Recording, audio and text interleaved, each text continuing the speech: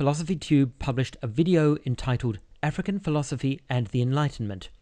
It's only about 11 minutes long, and you really should watch it before you finish watching this response. Please note that this video is not a takedown or rebuttal or even challenge to Ollie's original video. It's a critical response aimed at presenting an alternative, though not completely different, perspective. I'm going to point out some facts which I think contradict some of his conclusions, some facts which I think weaken some of his arguments, and some facts which I think not only support some of his arguments, but actually make them even stronger. There's a lot to cover, so I'll be releasing this response in 4 parts once a week. Since he's a believer in God, and in his view God created nature and humanity, Jacob tries to derive his ethics from what it seems God created us to naturally want to do. I've paused here because Ollie has made an important point which helps explain why modern historians of philosophy differentiate Jacob from many of the Enlightenment philosophers who came later. Like some other Christians of his era, Jacob derived ethics via a two-stage process. The proximate source of ethics was nature, but the ultimate source of ethics was God, who communicated that knowledge through a natural order which he had ordained to reflect his ethics.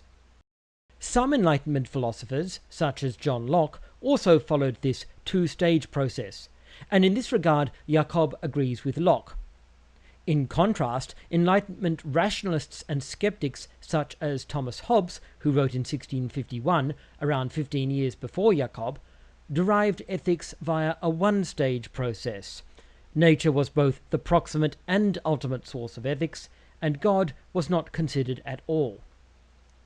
The difference is made very obvious by a comparison of the American Declaration of Independence, which derives human rights from God, and the French Declaration of the Rights of Man and the Citizen, just 4 years later, which derives human rights from nature alone.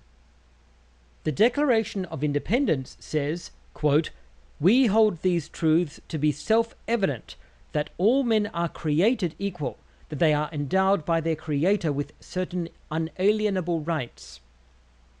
However, the Declaration of the Rights of Man and of the Citizen says, quote, "Men are born and remain free and equal in rights." This break from deriving ethics from God was a critical element in the distinctive thought of the Enlightenment.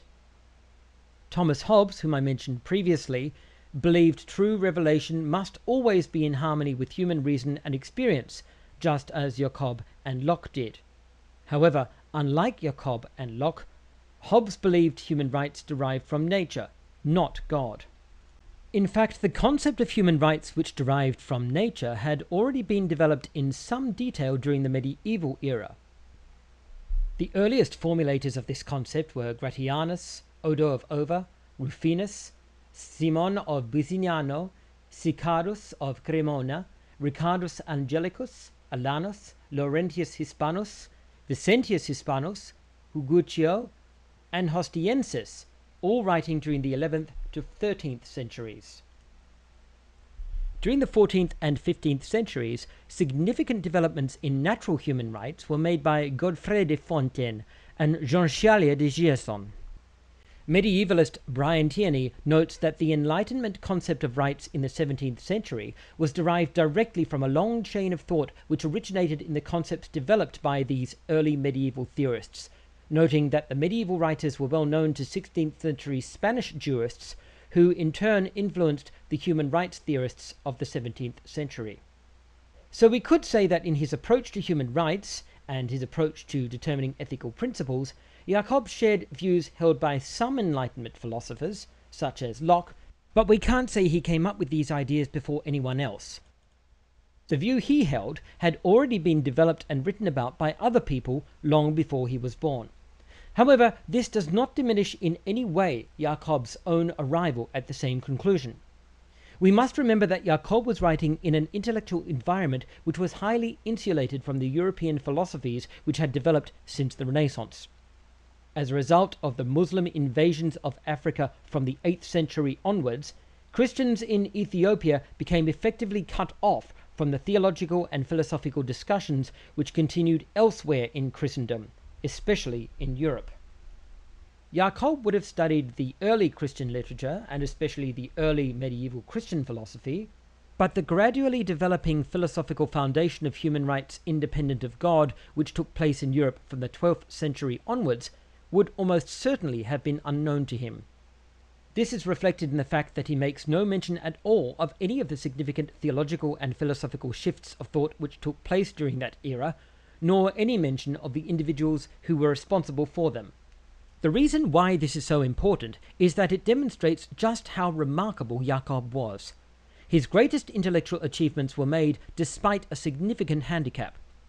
Isolated in a localized intellectual and religious environment, he arrived at a number of breakthrough conclusions by himself, independently, despite the fact that his peers were thinking in completely the opposite direction. The fact that Jacob was not the first to draw these conclusions isn't very important, but the fact that he came to them independently is truly impressive. Jacob really was an example of a man striving for, and largely achieving, the kind of intellectual and religious honesty which is typically associated with far more famous philosophical figures such as Socrates and Descartes. For this, Jacob should be both remembered and praised. For instance, he says, God created sex, and therefore it can't be wrong to do it. Monastic celibacy goes against our nature, and since in Jacob's view our nature comes from God, nobody has to be celibate. This is worth reflecting on, since it shows just how far Jacob was departing from the Christian faith in which he had been raised. Jacob was a Coptic, a Christian sect which started in Syria and was brought to Ethiopia by missionaries, and Coptic Christianity required its priests to be celibate.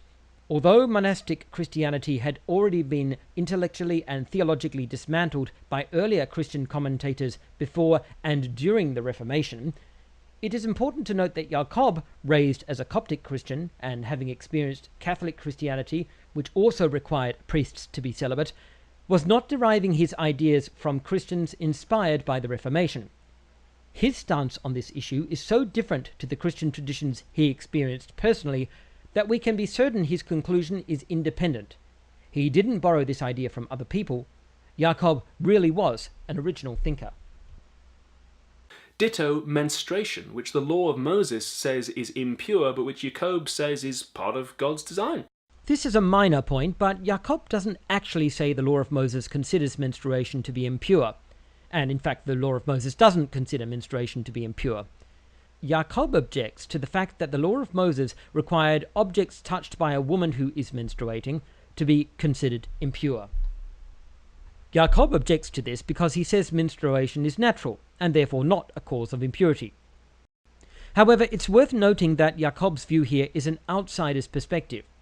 He is viewing Judaism through the lens of early medieval Christianity, in which impurity necessarily means sin. Jacob therefore objects to the association of menstruation with sin, since menstruation is natural.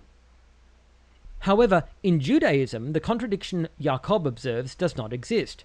Impurity was not intrinsically connected with sin, and it is perfectly possible for that which is natural to cause impurity. As an example, although defecation was considered natural, Judaism considered that until the person who defecated had washed themselves, they were impure, and so was anything they touched. In the same way, menstruation was viewed as natural, not sinful, and yet also considered a cause of impurity. Old Testament scholar J. Sklar notes that, quote, "These laws do not prohibit contact with menstruating women," end quote, and adds, quote, "It is usually not wrong to become impure, as long as one dealt with the impurity properly," end quote. There's also a broader context which Jacob, viewing the law of Moses through early medieval Christianity, did not take into account and does not even mention.